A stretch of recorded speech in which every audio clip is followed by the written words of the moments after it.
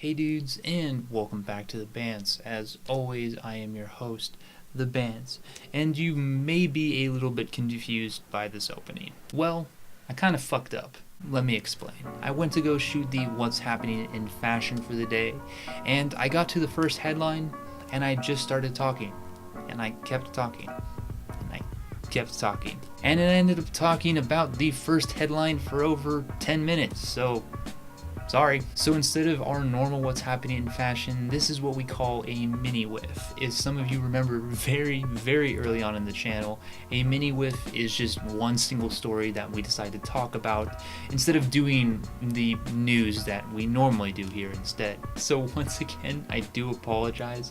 The regular What's Happening in Fashion videos will return to their standard form next week, but for now, enjoy this one, and yeah. So in our mini whiff of the day, let's talk about VFC cutting ties with their two major denim companies, that being Lee Jeans and Wrangler. So first up, who exactly is VFC?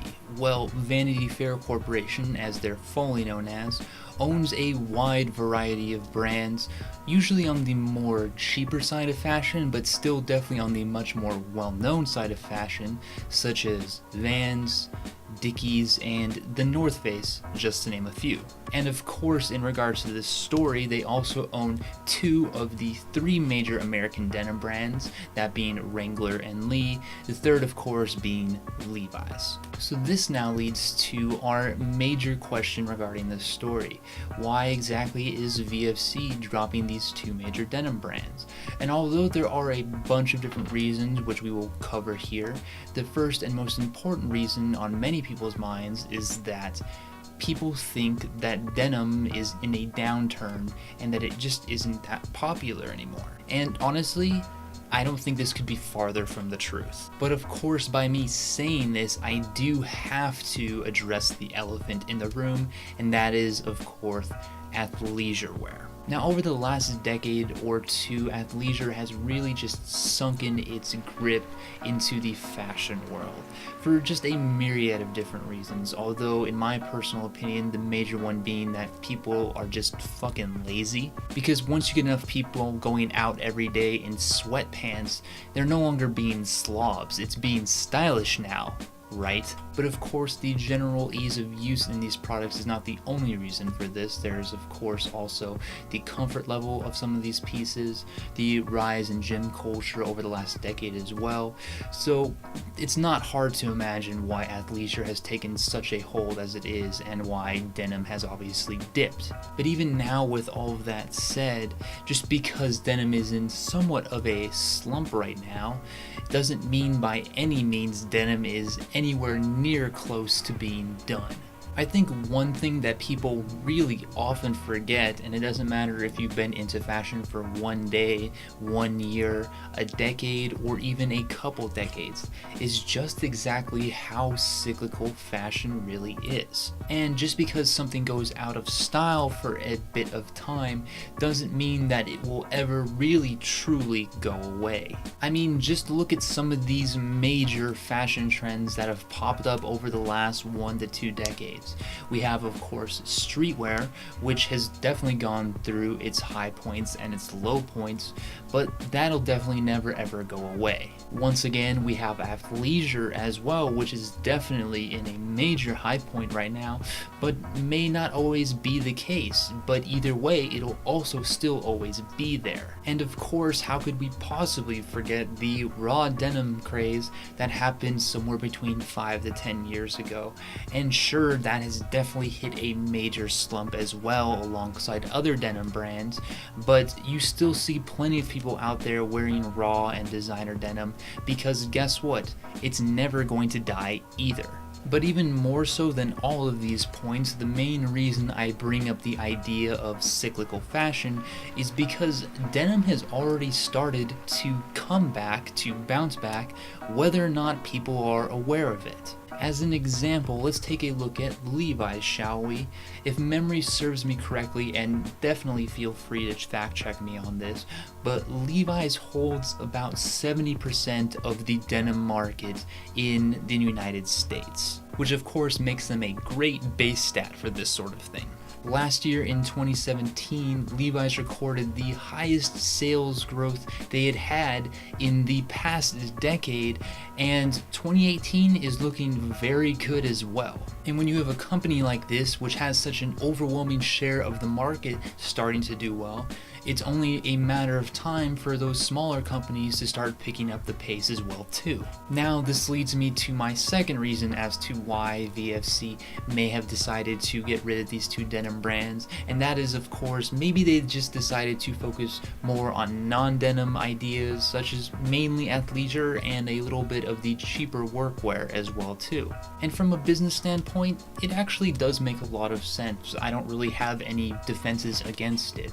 I mean, just take a look at by far their biggest company, Vans, which of course is known for their skate shoes, but over the last couple years has really been pushing this active line, which I know some of you don't even know exists, but there's definitely a niche field for it, and it's definitely doing fairly well. But with these two reasons now out of the way, let's move on to my third and final reason as to why I think VFC is cutting these two companies. And honestly, it's pretty simple. Just like the people who wear their athleisure, I think that VFC is just really fucking lazy. You see, as I talked about much earlier in this story, there are 3 denim companies in the US that are obviously known as the Big 3. That is, of course, once again, Levi's, Lee Jeans, and Wrangler. And obviously, Levi's is so just absolutely ingrained in denim culture on all spectrums of it that it doesn't really need any help. But what about these two? These two that VFC is cutting out of their line. Really, what both of these two companies need more than anything, and definitely now more than ever, is just reworks or revitalizations of both of their brands. Let's use Levi's as an example once again, shall we? Let's say you know absolutely pretty much nothing about the brand. You can still very easily identify the brand on a couple of reasons, but more likely than not, just solely on the red tags alone. And as you begin to learn even more about the brand, you'll start to understand a little bit more about their numbered fits and even some of their sublines such as Made and Crafted and even their LVC, their Levi's Vintage collection. But now let's take a look at Lee and Wrangler jeans. What exactly do you remember about either of these two brands? Don't worry, take your time, I'll wait. Yeah, I got fucking nothing either. And for you niche denim heads out there who are going to start spouting different types of twills at me, yes, okay, congrats, you get a point. But that's not really what I'm talking about here, okay? Starting off with Lee's, the really kind of sad thing is that they already have all the necessary tools to make some really fucking cool jeans.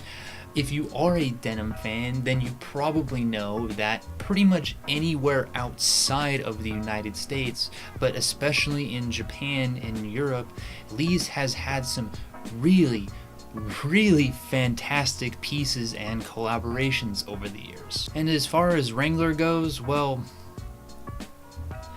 I don't fucking know, maybe they can find the next new Brett Favre.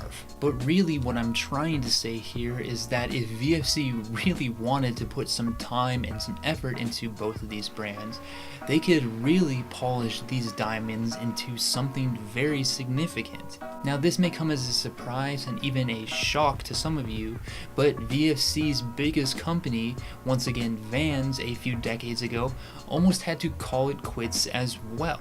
Of course, back then they didn't have a parent company watching over them, and they definitely had a little bit of luck as well, but when it comes down to it, they just reworked a lot of their products, and now, decades later, look how large they actually are. So am I saying that both of these companies, Lee and Wrangler, can be at such a high point in their careers in a couple of decades? No, mainly because they do have this or had this parent company, VFC, who really could have pumped that time and effort and especially cash into reworking these brands. But once again, they just decided to cut ties. And really, when it comes down to it, I think VFC takes a major L here just because of how lazy they are in doing this. If anything, I'm really just excited for what the future brings for these two brands, to see who ends up picking them up and whether they end up putting in the blood, sweat, and tears to make these brands somewhat relevant again. Because really, if you haven't seen some of the past Lee jeans, definitely go take a look at those, and I'd be really excited to see what they do with Wrangler as well. So all in all, do I think this is a good or a bad thing?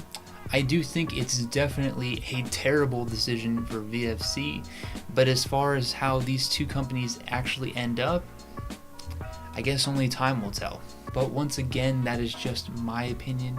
If you guys have any other opinions or have any comments related to this, feel free to let me know. I'd love to know what you guys think about all of this. And with that, guys, we reached the end of our mini whiff for today. I once again am very sorry that it turned out like this. I didn't expect to talk about denim for God knows how long this video is.